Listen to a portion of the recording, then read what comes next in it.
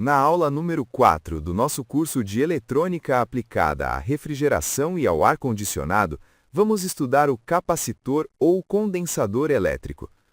Os capacitores ou condensadores presentes nas placas eletrônicas de ar-condicionado e refrigeradores são componentes fundamentais que armazenam e liberam energia elétrica para diversos propósitos, como a estabilização da tensão, a filtragem de sinais e a eliminação de ruídos elétricos.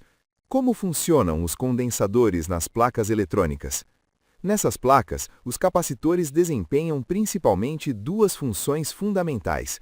A primeira é a filtragem de sinal, por meio da qual eliminam o ruído e as flutuações na corrente elétrica, garantindo um fornecimento estável e limpo de energia aos componentes eletrônicos sensíveis.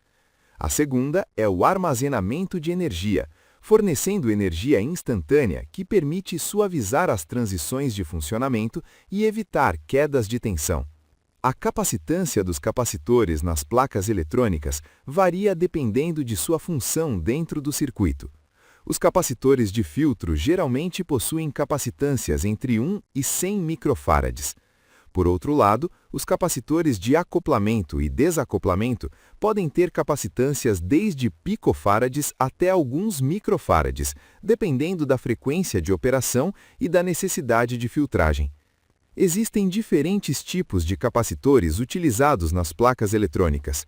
Os capacitores cerâmicos possuem baixa capacitância, geralmente desde picofarads até nanofarads, e são utilizados principalmente para filtragem de alta frequência e desacoplamento. Os capacitores eletrolíticos possuem alta capacitância, desde 1 microfarad até centenas de microfarads, e são utilizados para filtragem de baixa frequência e armazenamento de energia. Os capacitores de tântalo se caracterizam por sua estabilidade e baixa resistência série equivalente, sendo utilizados em aplicações de filtragem e desacoplamento onde se requer maior estabilidade. O diagnóstico de capacitores em placas eletrônicas deve começar sempre pela segurança.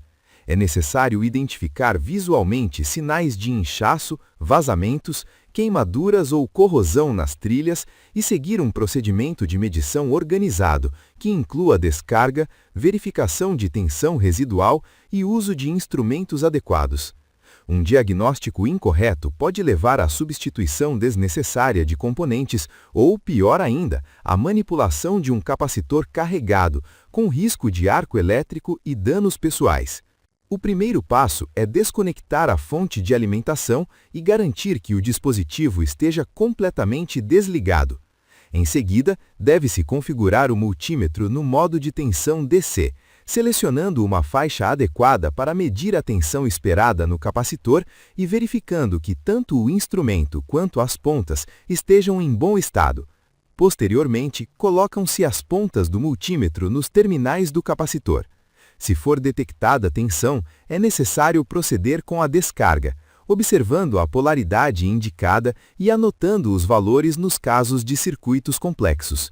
Para a descarga, pode-se utilizar um resistor de alta potência conectado a uma chave de fenda com isolamento. Essa técnica permite dissipar a carga de forma lenta e segura, evitando curtos-circuitos que possam danificar a placa ou o capacitor. É importante garantir que o resistor e as conexões estejam bem isolados, além de utilizar luvas e proteção ocular, caso exista risco de faíscas.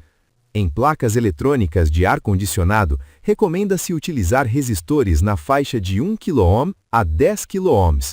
Um resistor de 1 kΩ permite uma descarga rápida, porém com maior fluxo de corrente, devendo ser utilizado apenas quando o sistema permitir. Já um resistor de 10 kΩ proporciona uma descarga mais lenta e controlada, ideal para proteger componentes sensíveis.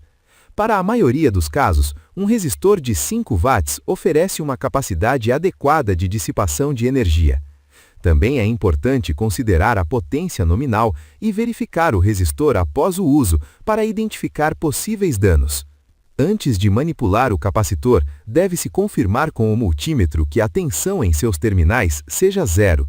Essa verificação é obrigatória mesmo após a descarga e deve ser realizada tanto entre os terminais quanto em relação ao terra. Uma vez descarregado o capacitor, pode-se proceder à sua medição com o multímetro. É importante considerar que a medição em circuito pode ser influenciada por outros componentes. Por isso, em caso de dúvida, recomenda-se dessoldar pelo menos um dos terminais. Deve-se configurar o multímetro no modo de resistência e medir entre os terminais. Um capacitor em bom estado apresentará inicialmente uma resistência baixa, que aumentará gradualmente até infinito, indicando que está se carregando. Já um capacitor defeituoso pode apresentar resistência zero, curto-circuito, ou resistência infinita, circuito aberto, o que implica a necessidade de substituição ou testes adicionais. Se houver um capacímetro disponível, o diagnóstico pode ser mais preciso.